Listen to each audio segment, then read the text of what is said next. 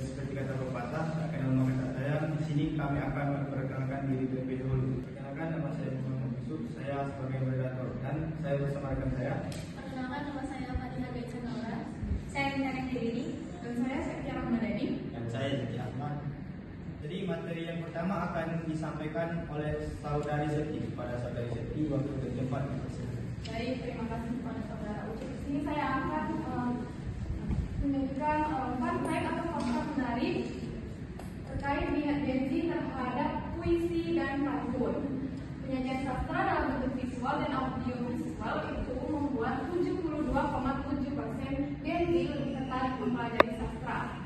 Sebanyak 60,6% Gen Z merasa lebih relevan sastra disajikan dalam platform digital seperti Instagram, Wattpad, ataupun YouTube. Dan 63,65% Gen Z lebih antusias terhadap sastra bila disajikan dalam media yang menarik. Media digital menghadirkan sastra dalam bentuk yang simpel dan dengan berbagai tema yang relevan dengan kehidupan sosial Gen Z saat ini. Baik, terima kasih kepada saudari Seti. Selanjutnya materi yang akan disampaikan oleh saudari kita, para saudari kita waktu dan tempat tersebut. Baik, jadi saya akan memberitahu pantun dan puisi menurut kami. Nah, menurut kami, pantun dan puisi itu merupakan karya sastra yang menarik karena dapat menyampaikan pesan, perasaan, dan nasihat dengan bahasa yang indah. Namun, di kalangan Gen Z, minat terhadap pantun dan puisi kadang berkurang karena lebih tertarik pada konten digital. Meski begitu, jika disajikan dengan cara kreatif seperti melalui media sosial atau musik, pantun dan puisi bisa kembali diminati. Dan selanjutnya ini ada tambahan dari materi Ihsan tadi. Kelompok kami berpendapat bahwa pantun dan puisi masih relevan bagi Gen Z karena dapat menjadi sarana mengekspresikan perasaan seperti cinta, persahabatan, dan kehidupan sehari-hari. Banyak Gen Z yang mulai menulis puisi di media sosial sehingga karya sastra ini tetap berkembang dengan gaya bahasa yang lebih modern. Baik, materi yang disampaikan. Di sini ada pantun menurut masing-masing kelompok. Kepada ini ada menurut berpihak. Silakan pada saudari berpihak dibacakan. Nah, di sini ada pantun dan puisi menurut saya sendiri, yaitu saya suka pantun karena kata-katanya tidak terlalu random, juga lebih asik didengar. Di setiap katanya lebih seru, itu karena sifatnya menghibur dan juga menyenangkan.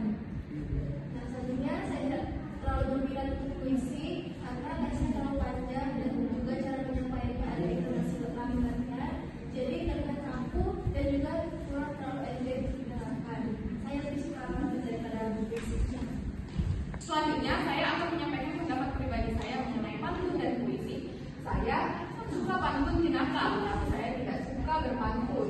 Karena menurut saya berpantun itu susah.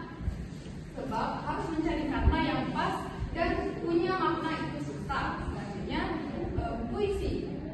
Saya suka puisi. Terlebih saat puisi itu memiliki makna dalam tentang persahabatan, keluarga, ataupun pendidikan. Apalagi kalau dikolaborasikan dengan musik, saya lebih suka musikalisasi puisi daripada musik biasa. Nah, di sini juga ada pantun dan puisi menurut saya. Saya lebih suka menggunakan pantun daripada berpantun karena menurut saya pantun itu susah.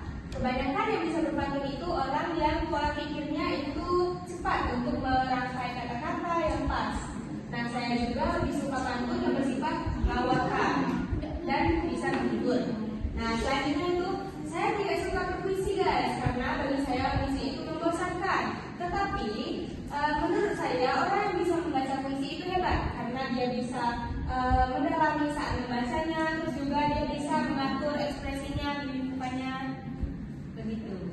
Menurut saya suka dengan pantun karena saya menggunakannya untuk menghibur. Pantun juga mengajarkan kita tentang artinya kehidupan. Untuk puisi saya kurang suka karena teksnya terlalu panjang sehingga membuat saya bosan untuk mendengarkannya, walaupun kegunaannya untuk menyampaikan nasihat dan perasaan.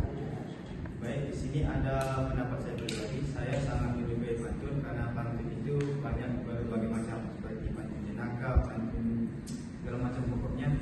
Dan juga di sini pantun seperti kita mau presentasi, kita juga bisa menggunakan pantun. Itulah sebab saya menyukai pantun tersebut.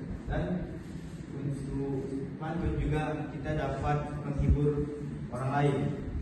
Saya juga menyukai puisi karena dengan berpuisi kita dapat mengungkapkan suasana hati seperti sedih, senang, bahagia maupun duka.